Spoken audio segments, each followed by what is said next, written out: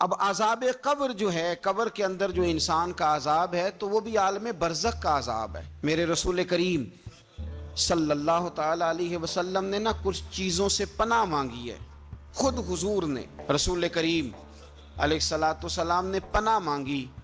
حضور فرمانے لگے اے اللہ مجھے کنجوسی سے، بخیلی سے پناہ عطا فرما، اور حضور نے باقاعدہ پناہ مانگی ہے کہ اے اللہ مجھے ارذل العمر ہونے سے پناہ میں رکھ، جب عمر اتنی زیادہ ہو جائے کہ وجود کے حصے کام کرنا چھوڑ جائیں، اس سے پناہ مانگی۔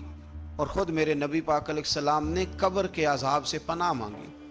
یہ تعلیم امت کے لیے کہ تم بھی پناہ مانگو عذاب قبر سے۔ قبر کا عذاب برحق ہے، قبر کے لیے تیاری کر کے رکھنا، اپنی قبر کو یاد رکھنا، مر جانے کو یاد رکھنا۔ حضرت سعد بن معاذ رضی اللہ تعالیٰ عنہ کا جب جنازہ تھا تو صحابہ کرام فرماتے ہیں کہ حضور نے نماز جنازہ کی امامت فرمائی تو قبر کے تیار ہونے میں کچھ دیر تھی، تو رسول کریم صلی اللہ علیہ وسلم زمین پر بیٹھ گئے اور ایک لکڑی سے حضور زمین کوریدنے لگے۔ ہم وہ انتظار تھے کہ اللہ کے رسول صلی اللہ علیہ وسلم سر مبارک اٹھائیں، ہمیں کو نصیحت کریں۔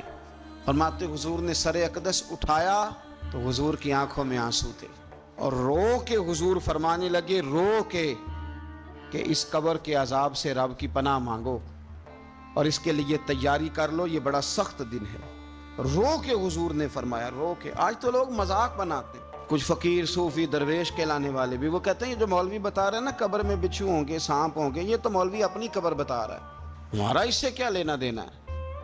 خدا سے ڈریں۔ وہ چیزیں جو احادیث مبارکہ میں آ گئیں، جس سے نبی پاک نے ہمیں ڈرایا، ہمیں سمجھایا، آپ اس تنبیہ کو، اس نصیحت کو آپ اس رنگ میں لیں گے کہ مذاق بنایا جائے گا دین کا، بجائے اس کے کہ اس سے ڈرا جائے۔ حضرت سیدنا براء بن عازب رضی اللہ تعالیٰ عنہ ارشاد فرماتے ہیں کہ میں نے نبی پاک صلی اللہ تعالیٰ علیہ وآلہ وسلم سے خود اس بات کو سنا ہے، خود رسول کریم صلی اللہ علیہ وسلم نے فرمایا۔ حضرت زید بن ثابت رضی اللہ تعالیٰ عنہ بھی اس بات کے راوی ہیں، فرماتے ہم جا رہے تھے تو 5-6 قبریں تھیں، تو حضور نے فرمایا کن کی قبریں؟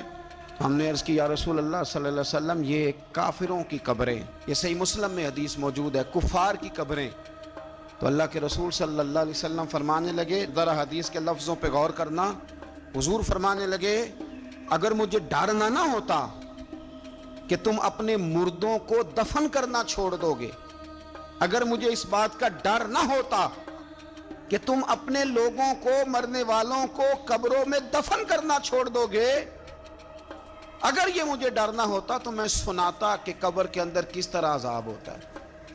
تمہیں دنیا میں رہ کے میں سناتا، پر ڈر ہے کہ کہیں تم اپنے مرنے والوں کو قبروں میں دفن کرنا چھوڑ ہی نہ دو، اس لیے میں تمہیں یہ بات نہیں بتاتا۔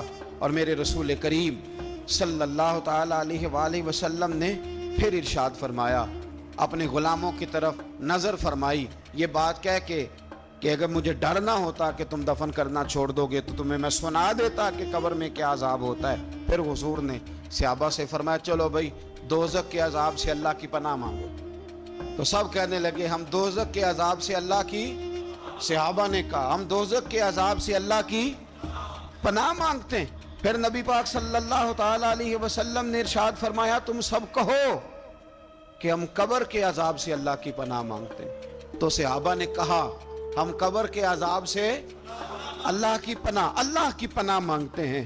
پھر میرے رسول پاک علیہ الصلوۃ والسلام نے فرمایا تم کہو، سارے یہ کہو کہ ہم ظاہری اور باطنی فتنوں سے اللہ کی پناہ مانگتے ہیں۔ تو صحابہ نے کہا کہ ہم ظاہری اور باطنی فتنوں سے اللہ کی پناہ مانگتے ہیں۔ پھر میرے محبوب علیہ السلام نے فرمایا تم کہو کہ ہم دجال کے فتنے سے اللہ کی پناہ مانگتے ہیں۔ تو صحابہ کرام نے کہا کہ اے اللہ ہم دجال کے فتنے سے تیری پناہ مانگ، تیری پناہ میں آتے ہیں۔ نبی پاک علیہ السلام نے یہ الفاظ کہہ کے، یہ بات بتلا کے ہمیں سمجھا دیا، ہمیں قائل فرمایا محبوب نے۔ یاد رکھنا، اس بات کو اچھی طرح سمجھ لینا کہ اگر مجھے ڈر نہ ہوتا کہ تم اپنے مردوں کو دفن کرنا چھوڑ دو گے تو تمہیں بتلا دیتا کہ قبر میں کتنا سخت عذاب ہوتا ہے۔ اپنے معاملات پر غور کریں۔